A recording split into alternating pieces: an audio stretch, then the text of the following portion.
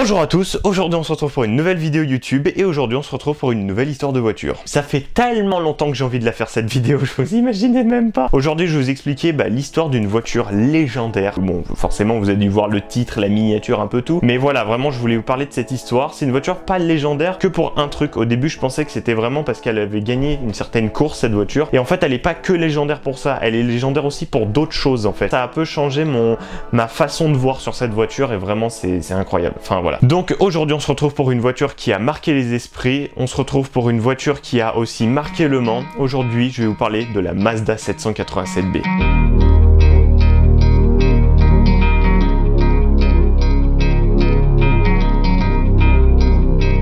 Donc Mazda a été fondée le 30 janvier 1920 par Jujiro Matsuda, donc lui. Du coup Mazda fait des voitures. Mais le truc c'est qu'on va plus s'attarder par rapport à une voiture et surtout avec un moteur précis. Mazda commence en 1967 avec le moteur rotatif et il fabrique la Cosmos Sport 111S. D'autres marques avaient commencé dans les années 50 avec ce style de moteur, mais ça a été une catastrophe complète. C'est de la merde. Donc voilà, Mazda a commencé et Mazda était je pense même la seule marque qui a littéralement fait un moteur rotatif et qui l'a bien sucé on va dire. Ils l'ont poussé quoi le moteur, ils sont allés vraiment jusqu'au bout. Et vous verrez, c'est pas fini, restez bien jusqu'à la fin parce que le moteur rotatif est de retour. Oui, c'est pas une vanne. Pardon ?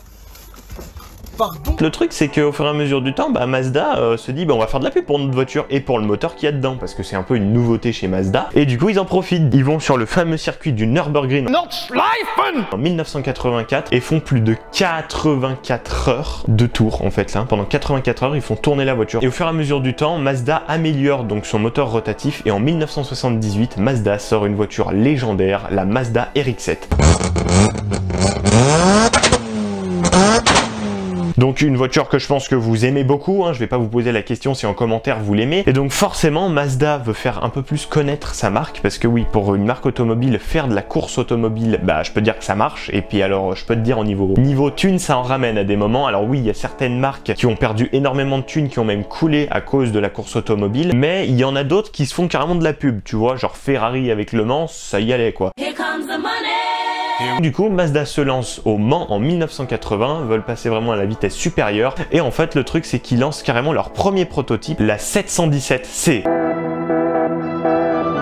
Des années 80 à 90, vraiment, chaque année, certains prototypes en plus. Alors, je vais vous dire les noms. Donc, on a la 727C, 737C, 757, 767, 767B, 787 et la dernière que vous connaissez bien, et forcément, aujourd'hui, on en parle, la 787B.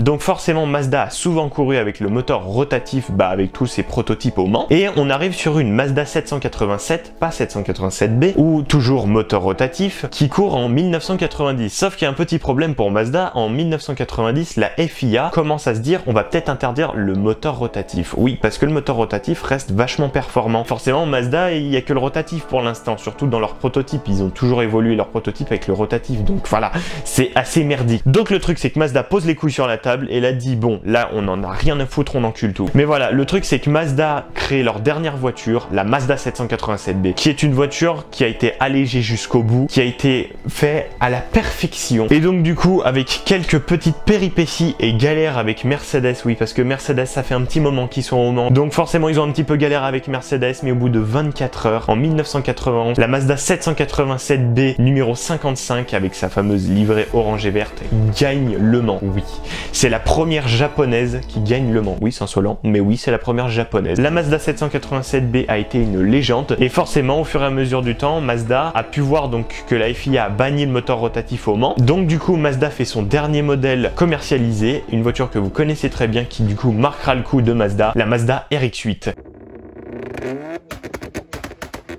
Qui sort de 2003 à 2012 et qui est vraiment une voiture que, bon, je préfère la RX-7. Voilà.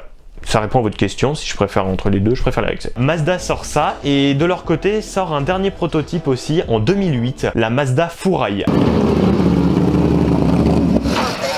En fait, il y a eu une petite histoire, donc petite anecdote. Mazda sort la Fourail et en fait, Top Gear, forcément, toujours les mêmes, encore, veut faire donc forcément des photos pour la presse et veut faire aussi surtout forcément l'émission. Donc ils font l'émission de la Fourail, ils font quelques photos et il y a un gars qui fait donc un photographe dit en fait quand la Mazda Fourail passe une vitesse ou enlève une vitesse, il y a des flammes énormes qui sortent derrière. Pour la presse, forcément, c'est vachement impressionnant, donc il aimerait prendre des photos de cette voiture avec les flammes derrière. Et en fait, le truc c'est que tu vois, il va être servi là. Il commence à faire un tour et en fait, ils sont totalement à l'opposé. Donc les pompiers sont vachement loin. Le photographe commence à regarder dans son objectif et voit plus littéralement les flammes vers l'échappement, mais voit les flammes dans le compartiment moteur. Alors, pour vous expliquer, pour les gens qui ne connaissent pas trop, s'il y a des flammes dans le compartiment moteur, c'est la merde. La Mazda Fourail commence à prendre feu. Oui, il y a des flammes de plus d'1 mètre qui commencent à sortir au bout d'1 minute. T'arrêtes directement. Pour vous dire, le temps que le 4x4 qui du coup filmait, parce qu'il y avait deux voitures, il y avait la Fourail et il y avait une voiture suiveuse, le temps que la voiture suiveuse parte chercher les pompiers, prévenir et que les pompiers reviennent, donc il y a eu 8 minutes,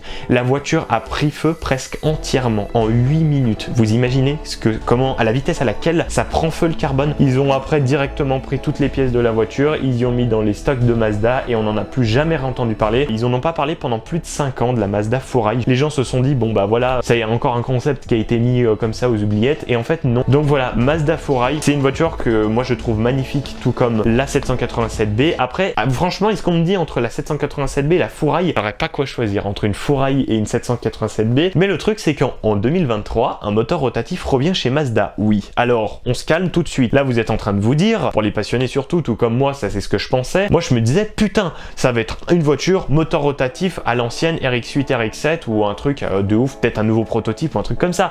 Non. Vu qu'on est en 2023, forcément, on est dans l'électrique, dans l'ère de l'électrique. Oui, ça me fait autant chier de le dire que vous. Et Mazda sort donc en 2023 le MX-30 REV. Donc alors, voilà, là vous êtes en train de vous dire, ouais, y a un moteur rotatif dans les SUV. Alors oui, mais sauf qu'il y a de l'électrique. Et là vous êtes en train de dire, ouais, ça va encore moins là, c'est quoi ce bordel? Et oui, c'est encore pire, parce que du coup, le moteur rotatif, ils vont le réessayer, encore un nouveau test de Mazda. Ils vont l'essayer, mais c'est juste un moteur qui va aider. Donc il y a littéralement un moteur rotatif, un truc de bâtard, et qui va juste aider l'électrique. Donc du coup, j'espère que vous avez aimé cet épisode sur l'histoire de la Mazda 787B. Dites-le moi en commentaire si vous aimez cette voiture, si vous aimez que ce soit la Fourail ou la 787B. Donc si tu as aimé cet épisode, mets un like. Forcément, abonne-toi à cette chaîne YouTube. Pourquoi tu le fais pas? C'est gratuit en plus. Donc abonne-toi, mets la cloche, surtout que cet été ça va être lourd.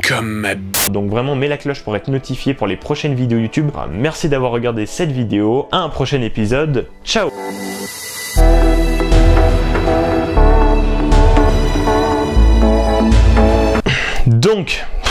Donc Mazda a été... Donc Mazda a été fondée en 1900... Ni ta